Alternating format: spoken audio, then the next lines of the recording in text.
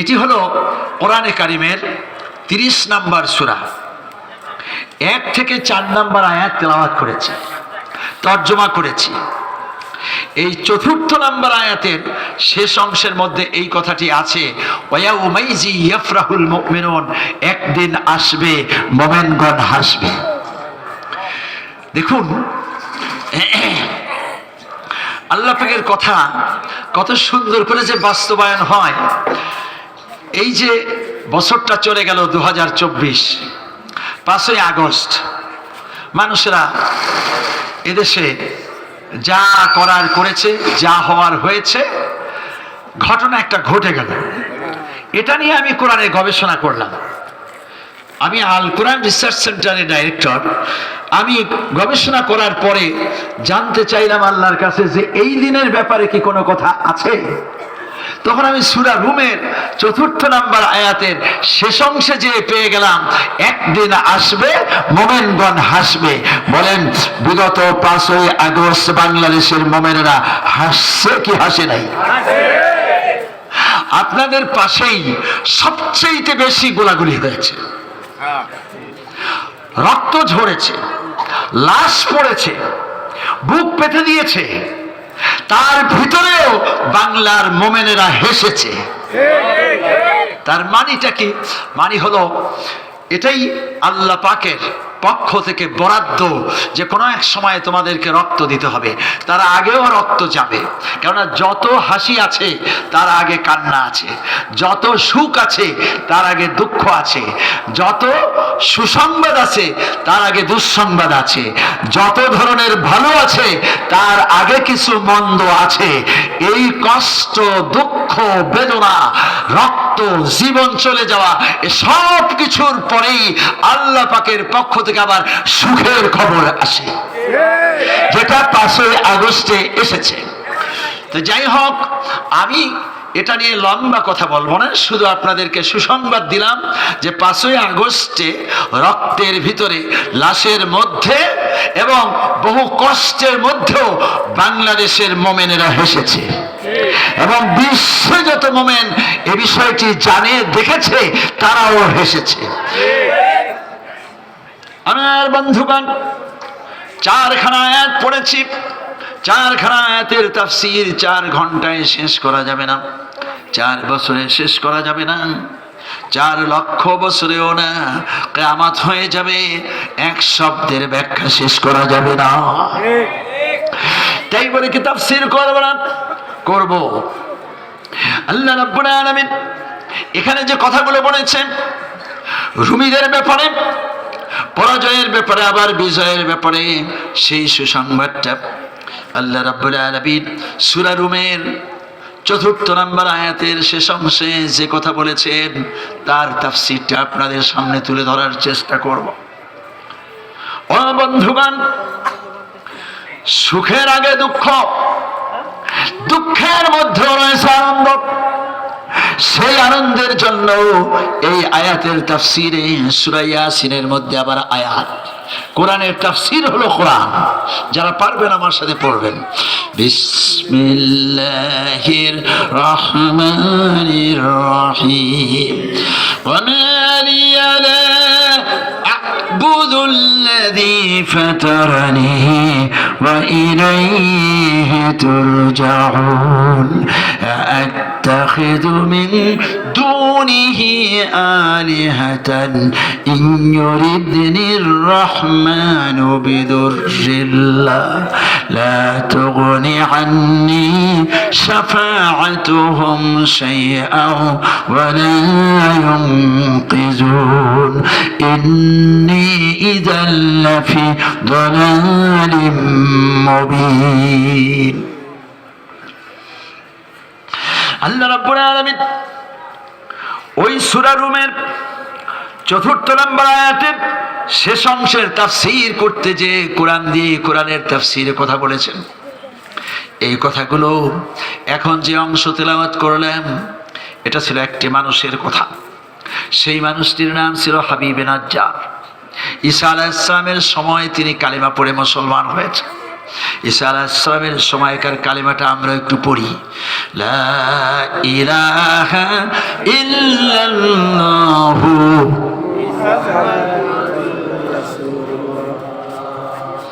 আপনারা কি বাগানবাড়ি আছেন না? আমার মনে হয় চট্টগ্রাম চলে গেছেন। ঈসা আলাইহিস সালামের সময় কি মুহাম্মাদুর রাসূলুল্লাহ দুনিয়াতে আসছেন? তা আপনারা তো ঠিকই বলছেন, লা ইলাহার পরে মুহাম্মাদুর রাসূলুল্লাহ বলে চালায় দিলেন। আমি চুপ করে থেকে টেস্ট করলাম, যাই কোথায় দেখি। আদম সফিউল্লাহ, ইব্রাহিম খলিলুল্লাহ, মুসা কালিমুল্লাহ, ঈসা রূহুল্লাহ, ঈসা রূহুল্লাহ, মুহাম্মাদুর রাসূলুল্লাহ। তাহলে পড়তে হবে ঈসা রূহুল্লাহ। ঈসা আলাইহিস সালামের কালেমার কথা বললাম না? আপনারা বলছেন মুহাম্মাদুর রাসূলুল্লাহ। আমাদের কালেমা কি ঠিক আছে? খুলনায় ছিলেন মরহুম মগফুর মুফাসসিরে কুরআন আব্দুল কাদের সাহেব। আমার বয়স যখন 8 বছর, হেফজখানায় পড়ি। উনি তাফসির করতে এসেছেন মাদারীপুর। আমি মাদারীপুরে গেলাম ওনার তাফসির শুনতে। তখন এই লোকেরা কালেমা একটু উলট পালট করে ফেলেছিল। তখন উনি কালেমা নিয়ে কিছুক্ষণ কথা বললেন, সেই কথা আমার মনে আছে। উনি বললেন, লিবারেশন পিরিয়ড, স্বাধীনতার যুদ্ধ, পাকিস্তানি মিলিটারি বাংলাদেশে কারফিউ জারি করেছে। সব জায়গায় কারফিউ বলবৎ, ঘর থেকে নামলেই গুলি। এই বছরও তো এমনটা করেছিল। কার কারফিউ কে মানে? একটাকে গুলি করে 5টা এসে হাজির হয়, ঠিক কিনা বলেন? গুলিও মানে না, কারফিউ মানে না। তো সেই সময় কিন্তু কারফিউ মেনেছিল। 5-6 দিন একজন মুরব্বী মানুষ ঘরের ভিতরে বসে থেকে বিরক্ত হয়েছে। উনি বললেন যে এত কারফিউ, এর মধ্যে ঘরে বসে থেকে যায় নাকি? আমি যেহেতু কিছু ভাঙ্গা উর্দু জানি, নেমে যাব মাঠে, যা করে আল্লাহ। মিলিটারি যদি আমাকে পাকড়াও করে, উর্দুতে 2-4টা কথাবার্তা বলবো, বাসি আর মরি। ওই হযরতের মতো মুরব্বী মানুষ, দাড়ি পাকা, নেমে গেছে মাঠে।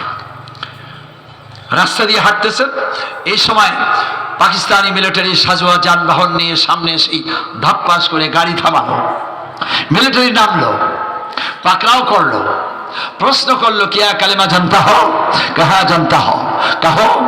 লা ইলাহা ইল্লা আনতা সুবহানাকা ইন্নী কুনতু মিনাজ জালিমিন। মিলিটারি ধরে জিজ্ঞেস করেছে, কালেমা জানো নাকি? হ্যাঁ জানি, বলো। সে দোয়া ইউনুস বলছে।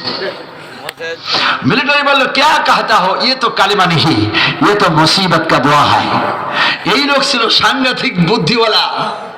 তিনি বললেন, मुझे तो मुसीबत में गिर गया इसलिए मुसीबत का कलिमा कह दिया।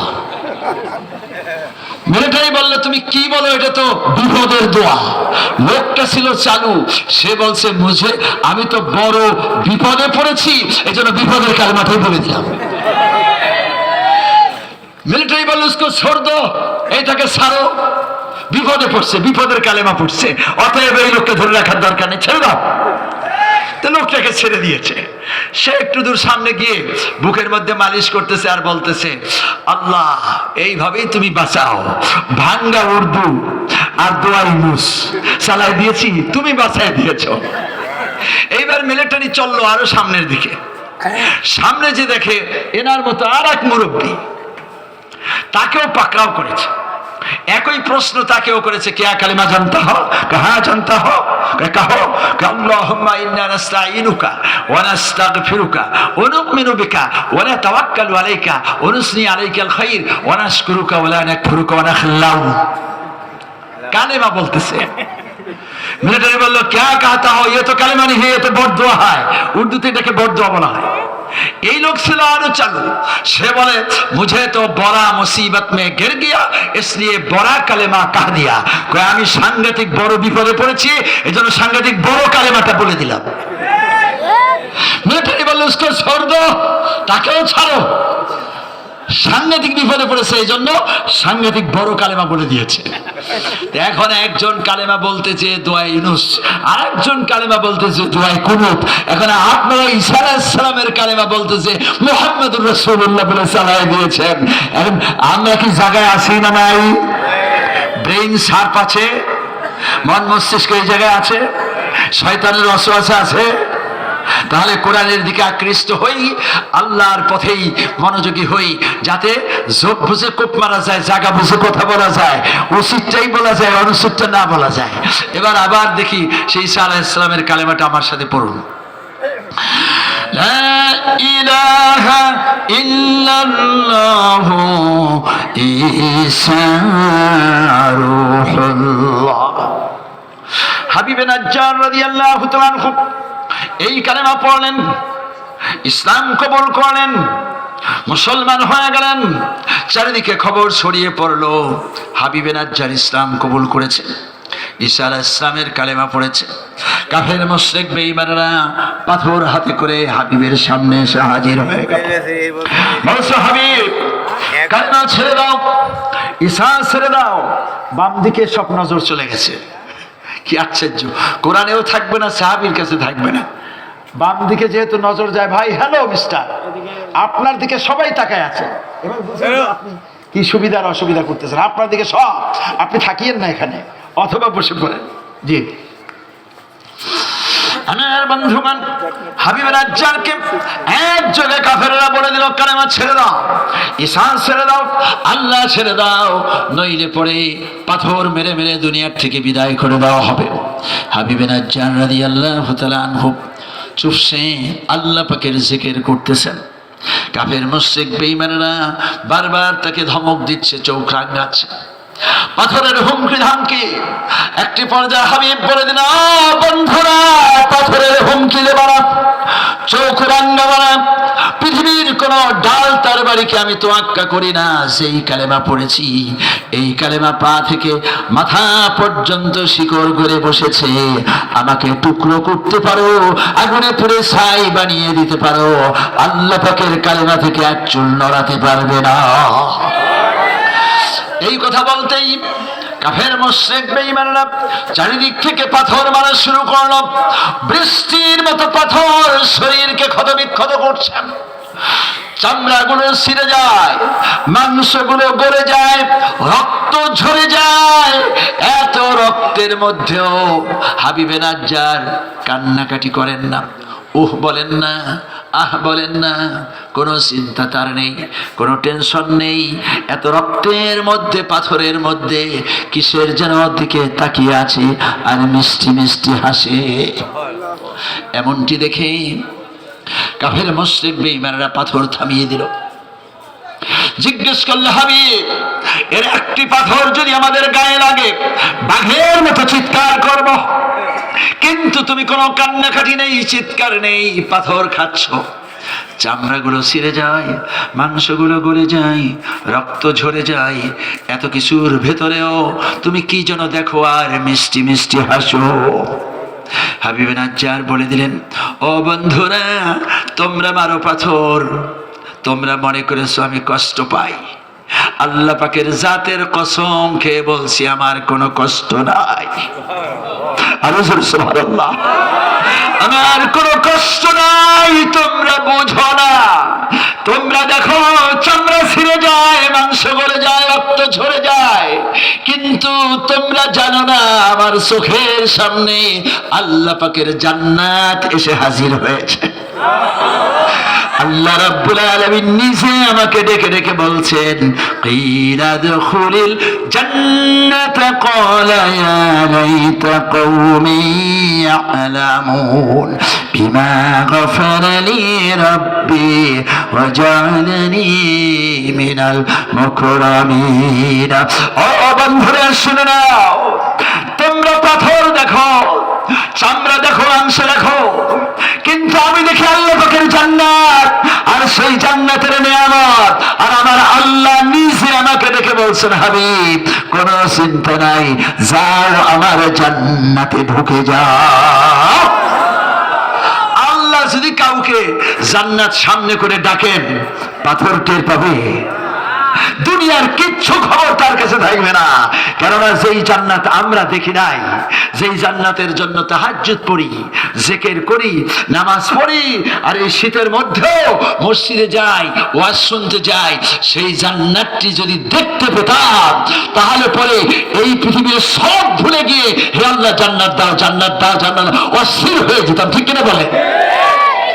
এই পৃথিবীর সমস্ত নবী রাসূল জান্নাতের জন্য পাগল ছিলেন, সাহাবায়ে কেরাম জান্নাতের জন্য দেয়ানা ছিলেন, ওলি আল্লাহ মুহাক্কিকিন আমরা সবাই কি চাই? জান্নাত চাই। ও বন্ধুগণ, হাবিবে নাজ্জার এত পাথরের মধ্যেও হাসেন। একটু আগেই বলেছিলাম ওয়ায়াউমা ইযিন ইয়াফরাহুল মুমিনুন, তাফসীরে মিল খায় দেখবেন। আমি বলছি যে হাসির আগে একটু কান্না আছে, এখানে কোনো কান্নাই নাই। তিনি কালেমা গ্রহণ করেছেন আর ওরা পাথর মারতেছে, ওরা মনে করতেছে লোকটা কষ্ট পাইতেছে, আর আল্লাহ পাক জান্নাত সামনে হাজির করার কারণে তিনি জান্নাত দেখে দেখে হাসতেছেন, নিয়ামত দেখে দেখে হাসতেছেন।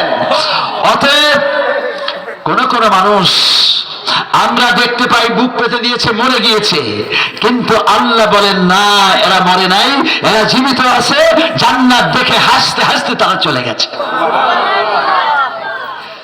5ই আগস্টের সাথে তাফসীর মিল খায়। আলহামদুলিল্লাহ, আল্লাহ কারীম দেখেন কোরআনে কত আগে কথা বলে রেখে দিয়েছেন। আমার বন্ধুগণ, এই আয়াতের তাফসীরে আরেকখানা আয়াত চলে আসলো, সেটা হলো সূরা আন-নাহল। সূরা রুম থেকে তাফসীর করতেছি। রুমের 4 নম্বর আয়াতের শেষ অংশের তাফসীর, সেটাই টেনে এনেছে সূরা ইয়াসিন, যেটা ওমা আলিয়া লা আবুদুল্লাহ পড়লাম। এইবার আবার টেনে এনেছে সূরা আন-নাহল 41 ও 42 নম্বর আয়াত।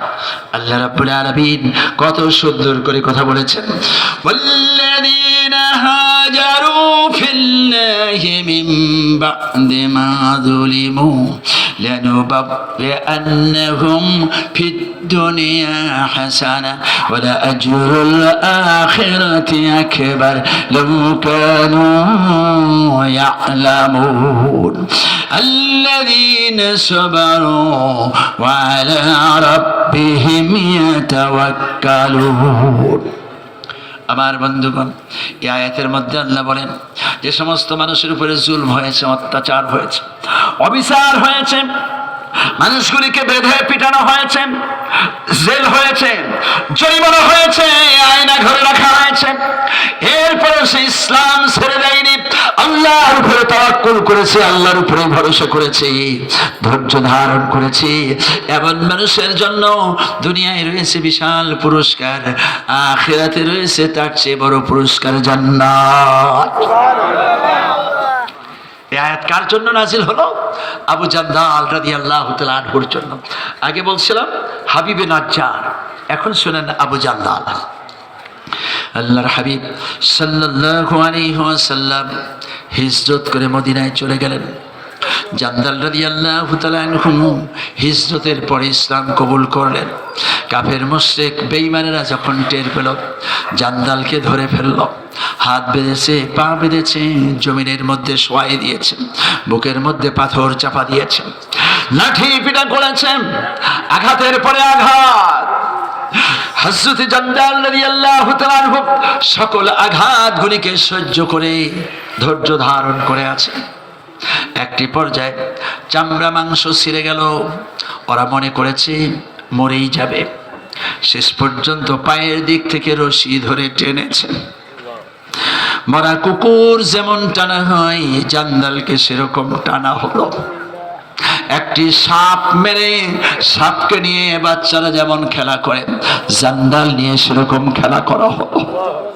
শেষ পর্যন্ত জান্দাল রাদিয়াল্লাহু তাআলা আনহুকে একটি পরিত্যক্ত শুকনো কূপের মধ্যে ফেলে দিল। এখানে ফেলে দিয়ে একটু দূরে যে তারা আনন্দ করেছে, উল্লাস করেছে। আমার বাবারা ও যুবকেরা, বন্ধুরা শুনে রে, সেই সময় জান্দালকে ফেলে দিয়ে আনন্দ করেছে, উল্লাস করেছে। যারা আনন্দ করেছে, উল্লাস করেছে, তারা ছিল কাফের। সেই যুগে কাফেররা মুসলমান মেরে আনন্দ করেছে। বর্তমান দুনিয়ায় মুসলমান মুসলমানকে মারে আর আনন্দ করে। ঠিক না বলেন? যারা মুসলমান মেরে আনন্দ করে, বুকের উপরে পাড়ায় নাচে, তারা নামে মুসলমান হতে পারে, তাদেরকে দেখতে মুসলমান হতে পারে, দাড়ি টুপি জামা থাকতে পারে, নিঃসন্দেহে ফেরাউনের পা চাটা গোলাম, নমরুদের চেয়ে নিকৃষ্ট, আবু জেহেলের প্রেতাত্মা। নামে মুসলমান হলেই হবে না। তুমি মুসলমানকে খুন করো, আবার সেই মুসলমানের বুকের উপরে নাচো, আনন্দ করো। তুমি মানুষ?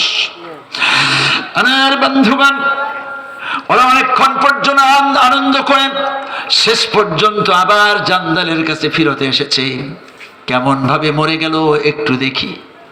তাকায় দেখে এখনো পর্যন্ত মরে নাই, বুকের খাঁচাটা উঠা নামা করতেছে।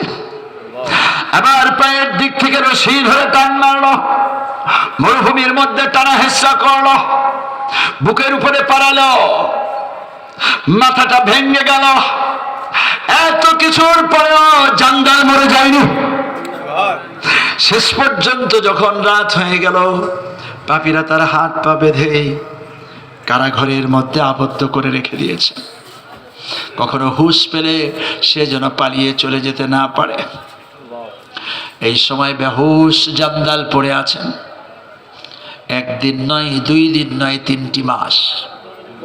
আল্লাহর হাবিব সাল্লাল্লাহু আলাইহি ওয়াসাল্লাম মদিনাতুল মুনাওয়ারায় স্বপ্ন দেখেছেন, তিনি উমরা করেছেন। 1400 সাহাবায়ে কেরামকে নিয়ে চলে আসলেন উমরা করার জন্য। হুদায়বিয়া থেকে বাধা দেওয়া হলো। কাফেররা সাফ সাফ জানিয়ে দিল, আপনারা একজনও আর এক চুল সামনের দিকে অগ্রসর হতে পারবেন না, ফিরত চলে যান, মক্কায় প্রবেশ করতে দেওয়া হবে না। আপনারা রাষ্ট্রদ্রোহী, বিদ্রোহী, মুহাম্মদ এবং তার অনুসারীরা এই দেশে রাষ্ট্রবিরোধী এবং আমাদের ধর্ম বিরোধী কাজ করেছে, তাদেরকে এই দেশে প্রবেশ করতে দেওয়া হবে না। মুহাম্মদ সাল্লাল্লাহু আলাইহি ওয়াসাল্লাম রাষ্ট্রদ্রোহী ছিলেন? আবু বকর ও ওসমান আলী রাদিয়াল্লাহু তাআলা আনহুম তারা কি রাষ্ট্রদ্রোহী?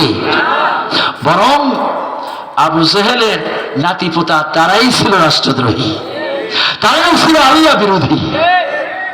যদিও আবু জেহেলের বিয়ের দাওয়াত সেই সময় একটা কথাবার্তা বলেছিল, এটা একটু মনে রাখেন।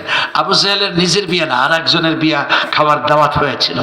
তখন সে কি করেছিল এটা পরে বলা যাবে, এখন ধারাবাহিক তাফসীর চলুক। প্রবেশ করতে দেওয়া হবে না। রাসূল সাল্লাল্লাহু আলাইহি ওয়াসাল্লাম থেমে গেলেন, সাহাবায়ে কেরাম থেমে গেলেন, হুদায়বিয়ায় বসে গেলেন। এই সময় দফায় দফায় কাফেরদের সাথে আলোচনা চলল। ওসমান রাদিয়াল্লাহু তাআলা আনহুকে পাঠানো হলো এই খবর দেওয়ার জন্য যে আমরা যুদ্ধ করতে আসিনি, এখান থেকে সহায় সম্পত্তি কুড়াবার জন্য আসিনি, আমরা এসেছি রাসূল সাল্লাল্লাহু আলাইহি ওয়াসাল্লাম স্বপ্ন দেখেছেন, উমরা করেছেন, এই স্বপ্নকে বাস্তবায়নের জন্য। আমার বন্ধুগণ, হযরত ওসমান রাদিয়াল্লাহু তাআলা এমন খবর দিলেন, কাফের মুশরিক বেঈমানদেরকে বলে দিল, ও বন্ধুরা, তোমরা আমাদের পথে বাধা দিও না, আমরা রাসূলুল্লাহর স্বপ্ন বাস্তবায়নে এসেছি, কাজটুকু ঠিকঠাক মতো করতে দাও। আমরা উমরা করে যেই দিক থেকে এসেছি সেই দিকে আবার ফিরত যাব। এমনটি বলার পরেও পাপীদের কর্ণগোচর হলো না। ওসমানের কথা তারা মানলেন না, উল্টো বরং ওসমান রাদিয়াল্লাহু তাআলা আনহুকে বন্দী করে ফেলেছে, লুকিয়ে ফেলেছে। খবর ছড়িয়ে পড়েছে যে কাফেররা ওসমানকে হত্যা করেছে। রাসূল সাল্লাল্লাহু আলাইহি ওয়াসাল্লামের কাছে এই খবর যেতেই রাসূল চোখের পানি ছেড়ে দিলেন। কি হচ্ছে? হ্যাঁ, আচ্ছা, জি, মানে ওয়াজে ডিস্টার্ব করার জন্য তো না? আচ্ছা, এমনি আনন্দ করে। আচ্ছা, রাসূল সাল্লাল্লাহু আলাইহি ওয়াসাল্লাম কেঁদে ফেললেন। একদিক থেকে ওসমান বড়ই নরম প্রকৃতির মানুষ, কোনোদিন কোনো মানুষকে টু শব্দটি পড়ে বলেও একটু আঘাত দেয়নি। কোরআন প্রেমিক, দিন ভরে কোরআন তেলাওয়াত করতেন।